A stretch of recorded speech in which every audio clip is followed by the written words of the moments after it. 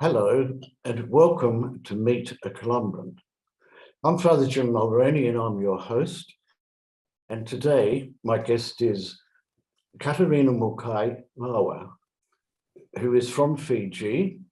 She is currently the director of the Lay Missionary program for the Columbans in Oceania and living and working out of Suva in Fiji. So Katarina, welcome. And thank you very much for giving us your time today. I would like to ask you if you could begin by telling us something about the story of how you first. I would like to acknowledge the hard work by the Columban fathers who had left before us. Father Dermot Hurley, who published the Contact, Catholic newspaper in Fiji. It's through that media in the 70s that I got into know more about the Columban fathers and applied to become a Columban Lay Missionary. Now, Father Hurley, I think, was involved in the building of housing. Is that correct? Yes, Jim, and very much. And you grew up in this parish, which had been a Columban parish. And then where did you go to school?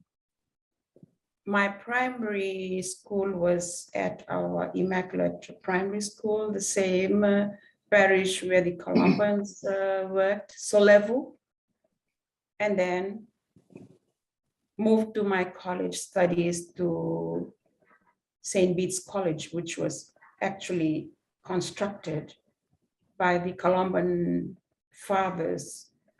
I remember Father Eddie McColgan. Yes. Eddie McColgan was in Australia for some years, and he was a lovely man. Huh? And then after graduating from high school, what did you do after graduation from high school? I did a secretarial course and helped at our primary school as a secretary for 3.5 years. And you worked for a while? I worked for 3 years, being the secretary of the Immaculate Conception Primary, involving myself with the youth, with the Legion of Mary, praying, all these getting together with other youths from the other parishes. So I was more involvement in with the youth during that time. Right. Okay. And somewhere along the line, you decided to become a Columban Lay Missionary. Yes. What happened to you to do such a thing? A fairly radical thing to do, a big change in your life. I felt that I have to contribute more to where I'm at. As committed, I found myself, I have to, actually one of my hobbies, meeting people. At home, people coming in and out, because we were actually situated in the church compound, in school compound. This is where I meet people. And so when I read these contact advertising, the Columban fathers interested to hear from young people who are interested into the Lay Mission program. So I said, okay, I'll just write. So you were motivated and you joined up. I joined. And what did the Columbans do to you? So with those formation, I would say coming in after the interview and all the process for an orientation program, I would say I had the privilege to go through all this formation for 9 months, which was very important, all those basic preparation before going out for mission. And I would say we were very lucky to meet some of our pioneer Columban fathers during those days because they were our formators. And Father Jimmy Gavgan, Father Dermot Hurley, and then Father Arthur Turney. So our group, when we, after CPE, we heard that we've been told from Father Dusta that we'll be going to Chile. So with the help of Father Arthur Turney, who was the director for CPEC, we were able to visit Tahiti. So spend a Now, week this there. is back in 1997. When you got there, you had to study Spanish. When we got there, we have to wait for another 1 week in Chile. We acknowledge the welcome that was done for us by the first group of Fijians who were there. There was a group of first Fijian team with Father Dan Harding was the coordinator for the lay program in Chile. So they oriented us 1 week before going up to Bolivia, Cochabamba, to attend Spanish language to Marinol Fathers Institute for Idioma. I suppose all those. And so now you speak Spanish? I did very well. Good on you. That's great. Speaking, reading, and writing. Yeah, that's quite an achievement. Congratulations. Thank you. And then you came back to Chile and you worked there for 7 or 8 years? 10 years. 10 years. And what type of work were you involved in, Katarina? I was involved with the indigenous ministry. Yes. Down the west of Santiago, Chile, with the Mapuches. Yes. For 3 years. And then after 3 years, I was assigned back to Santiago to work at Puente Alto, one of the peripheria out, 2.5 hours by bus, by train to the outskirts of Santiago for another 3 years. And then tell us about your ministry with the Mapuche. They are a people indigenous to Fiji, sorry, not to Fiji, to Chile. And they are like many indigenous peoples throughout the world. They're not necessarily accepted widely within their own country. What type of experiences did you have with them?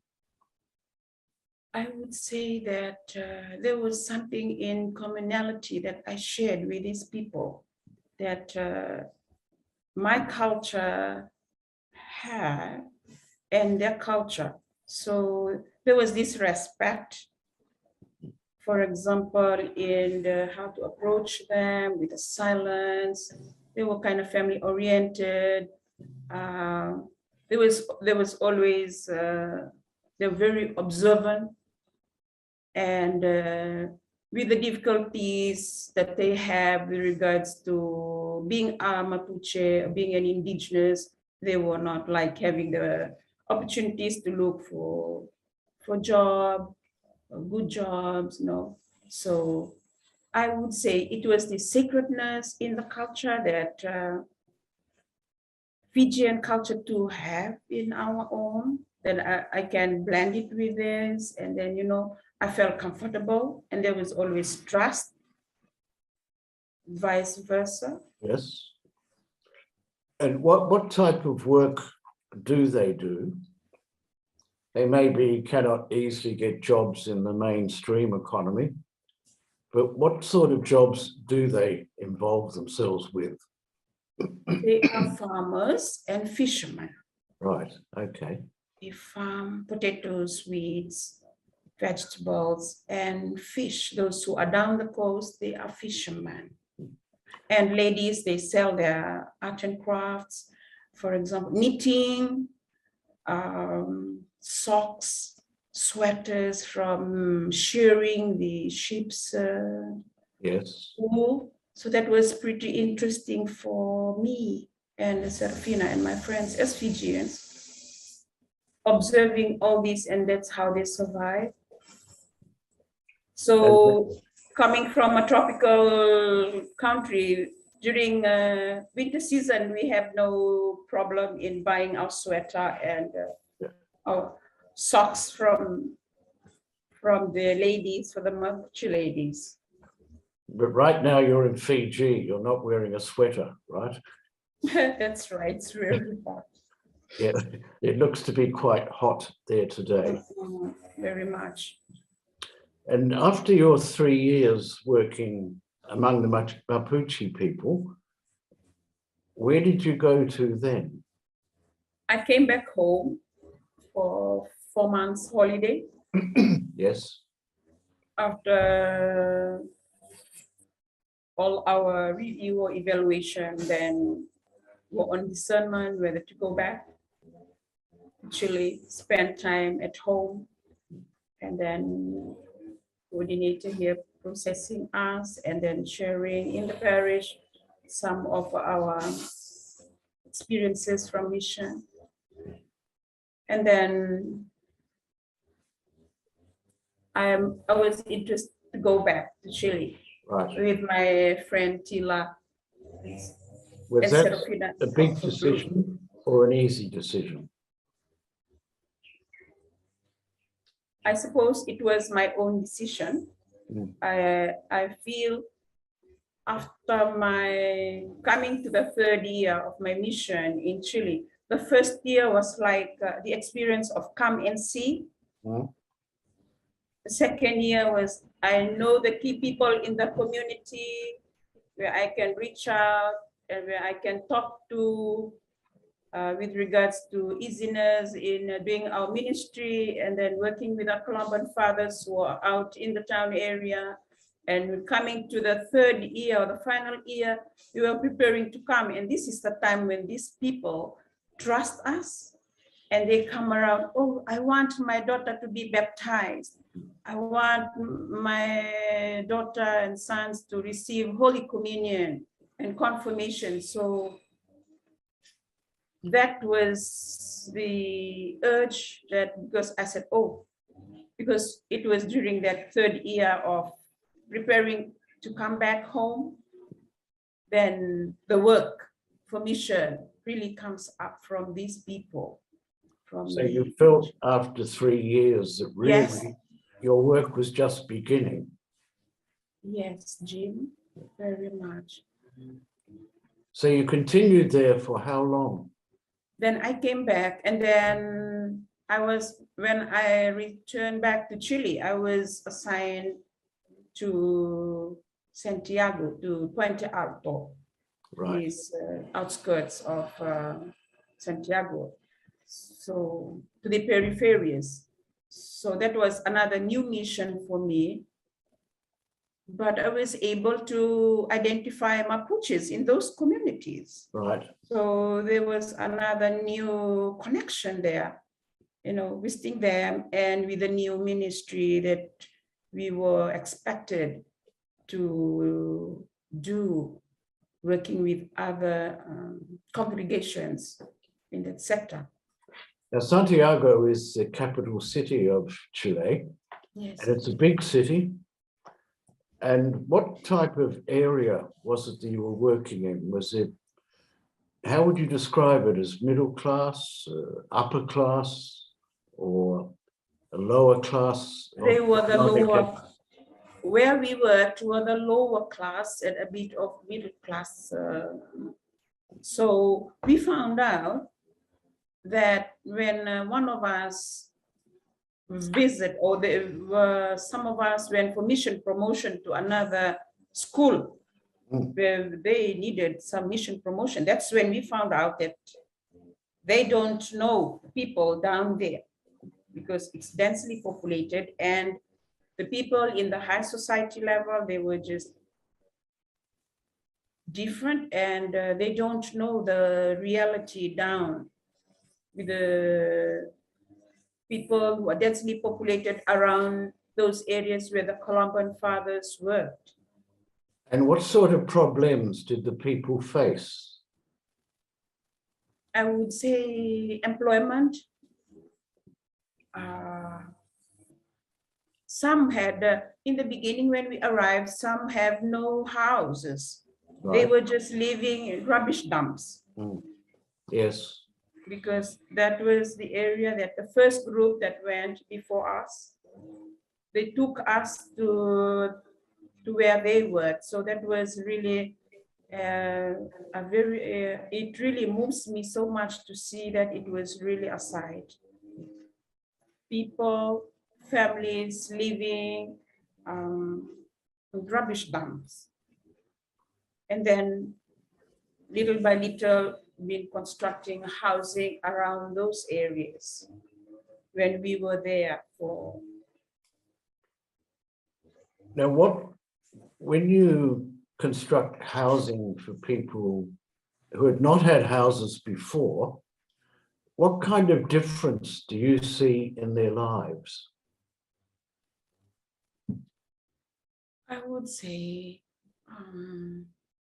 those who are able have the opportunity to be given a house were able, we can see that they were happy. These people who would say they lack so many materials, resources, or they're still struggling to look for a job. They were actually poor, I would say, in those areas with regards to areas of spirituality and to know that there is God. And they were like searching for peace, and there was no tranquility in their lives. And so what I found out, the enrichment or the Columban's outreach or the presence, living with the people, because they were living with them in the poblaciones, in those apartments. They were able to feel, we were able to feel that we are with them, just the being there, listening to them, and then inviting them little by little to the community, basic community ecclesial gathering where we can hear each one, what they're going through, the difficulties, the challenges. Because we found out that these were majority people migrating or coming from rural areas, from the Mapuches, from up north, the Andinas from Iquique, from the north, and then they living around those areas, looking for employment and settling down, young couples settling down, having their own families and move on with their lives. Okay, Katarina, thank you very much. And we can see from your words that you were deeply involved with the people there and felt very much a part of them. So we thank you for sharing with us today. And we also wish you all the best in your current work as the Lay Missionary Coordinator, and hope that things turn out well for you. So thank you for your sharing, and thank you for talking with us. Thank you, Jim. Thank you so much for listening. You are welcome. We've been speaking with Katarina Mukai, who is the coordinator of the Columban Lay Missionary Program and currently living in Fiji. I'm Jim Mulroney.